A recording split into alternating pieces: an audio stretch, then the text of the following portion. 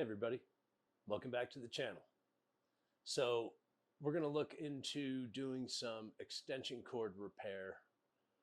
I think it's interesting. There's been sort of a trend in people trying to fix things as opposed to replace them, which is something I kind of grew up with that mindset. My parents were born right before the Depression, so they had a real kind of reuse mindset, and I always picked up on that and tried to do it myself. So I've been doing this since I was a little kid. I've learned a lot over the years working alongside professional electricians, but I am not an electrician. So be aware that it's everybody's responsibility to be safe and do things correctly. Don't do dumb things with extension cords like overload them or set heavy things on them. Um, you know, Nothing replaces common sense. Um, but what I'm going to do is work on a 100-foot cord that I have that's got some damage through different sections of it. I'll show you some examples of what I don't like to see in a cord. I'm going to cut some of this off and shorten it. I might replace both ends. I might only replace one end, but we'll see. And let's get to it. Okay, so here's our cord. It's 14 gauge, 100-foot cord. It's got some damage to it. It's got some repairs people made. There's electrical tape. You can see it's worn through. Not ideal. The problem with the damaged cord is it can just cause a fire. It can arc, especially if no one's around. It can be a real hazard. I don't love the end on this cord. It's kind of a cheesy end. One of the problems with how this end was put on is that the jacket doesn't go into the plug, so the plug's not grabbing that for reinforcement. Wire strippers. There's a Phillips head and a flathead screwdriver. That's a number 2 Phillips, smaller flathead. This is a pair of crimpers because my wire strippers don't have crimpers built in. They also have a little cutter on the tip. And utility knife. This is an alternative to stripping the wire, but you have to be really careful when you do it. So this cord has a number of problems.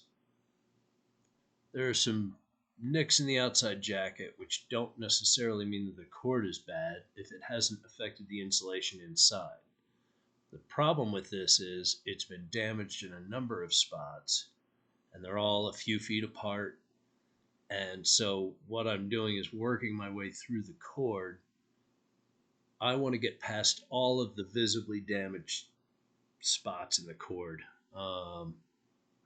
It looks a little better as I'm getting to this section, but I found this one spot that looks like it's either been run over or closed in a door, and it's hard to tell on camera, but the cord is actually a little swollen there, which means I feel like the integrity of the stranded wire inside could be compromised, and it could be broken down in there. So I'm going to lose this. I just don't want to take the chance on going through the effort and having the cord still not work. So we'll go ahead and just cut that off. It still leaves me about 40 feet of cord here, so I'm not worried. The cord's still usable, even though I'm removing quite a bit of it. So we'll get this out of here, save some of the scrap for tools or something.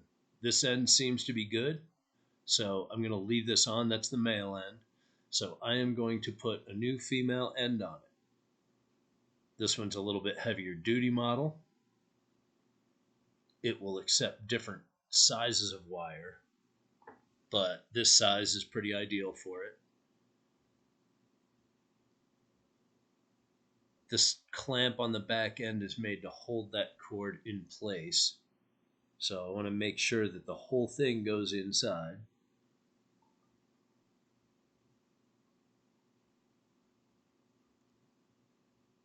So if we loosen these 3 screws, we can get the core of this plug out, and that will give us access to the terminal connections on the back.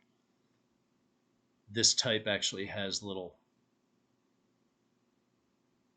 little holes for the wires to go into that are kind of nice. And if you notice, this screw, it's hard to tell on camera, but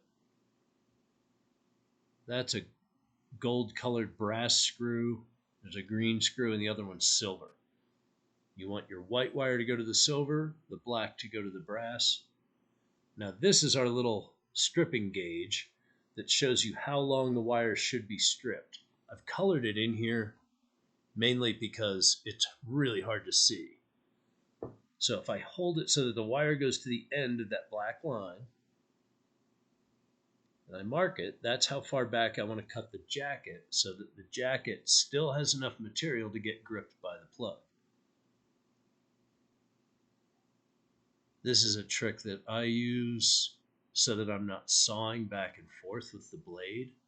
If I hold the blade steady and spin the cord against the blade with just a little bit of pressure, very little, you can slit it.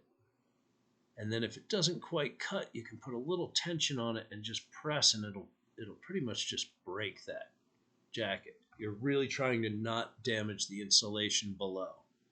That's key in this part, is to not cut into that insulation. This is just it's kind of twine that they pack in there between the wires, and that helps maintain the roundness of the cord, and it helps keep the wires from rubbing against each other, and it'll help the cord last a little bit longer. But we can go ahead and just trim those pieces out of the way. Cut them back with your clippers. You can use scissors, you can use a knife. Just try to cut them back as close as you can to the jacket.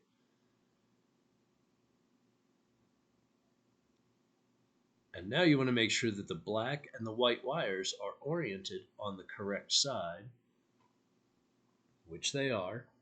And that little black line that I drew on there, when I filled in that stripping gauge, shows me that I want to strip the insulation from the wire now back to this point.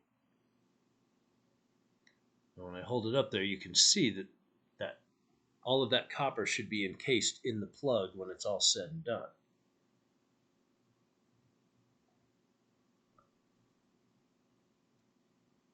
So I'm going to go ahead and use my stripper to strip this wire down.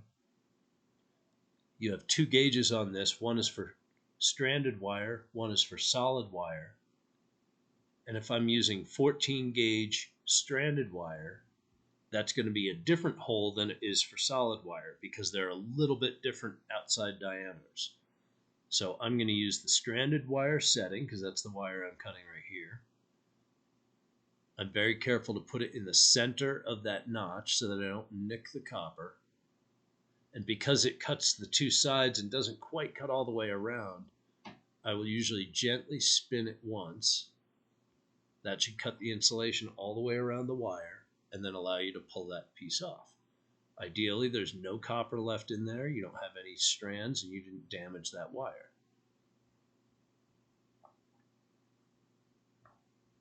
Once I have this wire stripped back, I can just use the length of the exposed copper there to show me how much to strip back on the other two wires.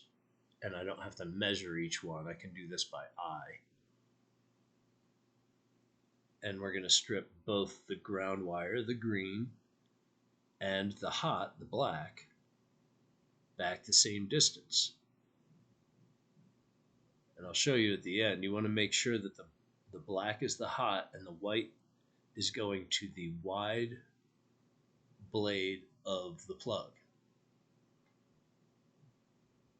Here's a different close-up on stripping that wire jacket. It's the same move.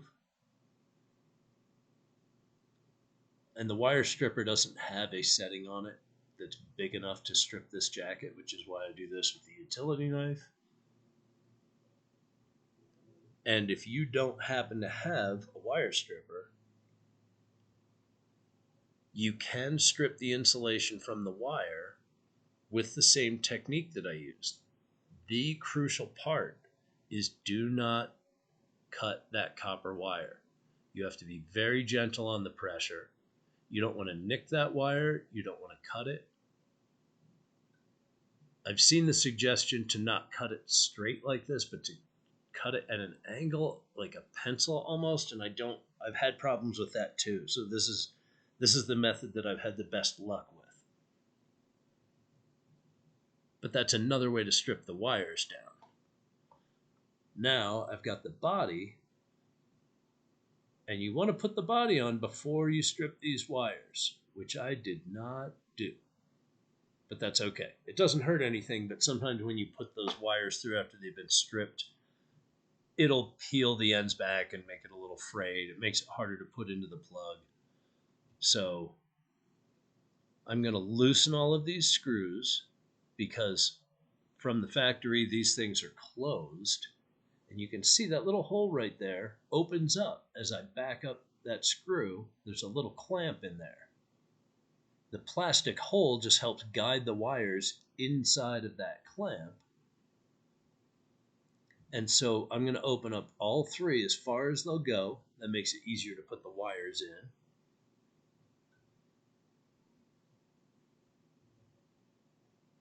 And then we're going to have to fish the wires in there. Try to make sure the ends are twisted.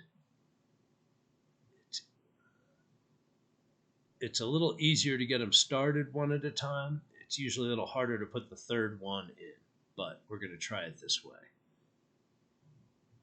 So I get that first wire in. That's the white. That's going to the wide slot.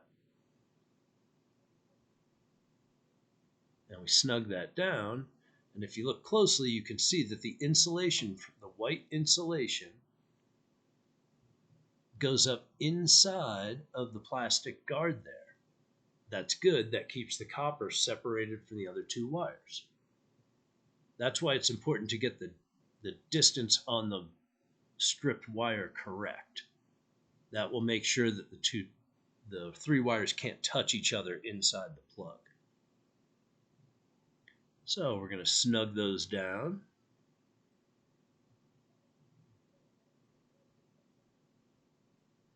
Get that green one in there.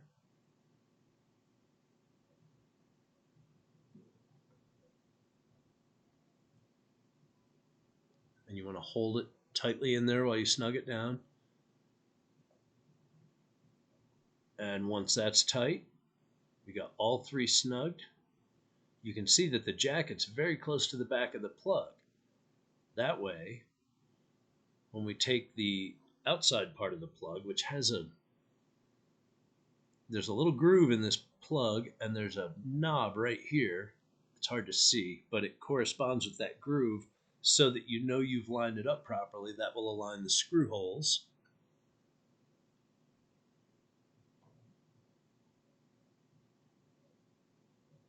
There. And once you get that fitted together, you can take your Phillips head, tighten these screws down. That holds the body of the plug together. And then we'll tighten down the screws for the cord clamp, and that clamps the plug down onto the jacket of the cord. And that way it will help relieve some of the strain. You don't want to pull on the cord to unplug an electrical cord, but it will inevitably get some tugs on it and tension. So by having that clamp down, you can see the jacket goes inside of that. That will take some of the pressure off of the connection inside the plug, so it's not causing a short. Once again, this is the wide side of the plug, and that's the white wire. That's the neutral. The narrow side is the hot, and you want to make sure that those wires line up and that they're in the corresponding position on a male plug so that you keep white to white and black to black and ground to ground.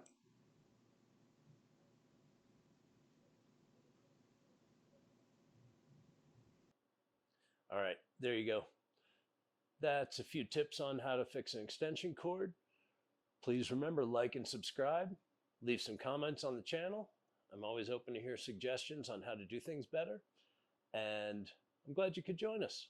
Hope you can join us again next time. Take care.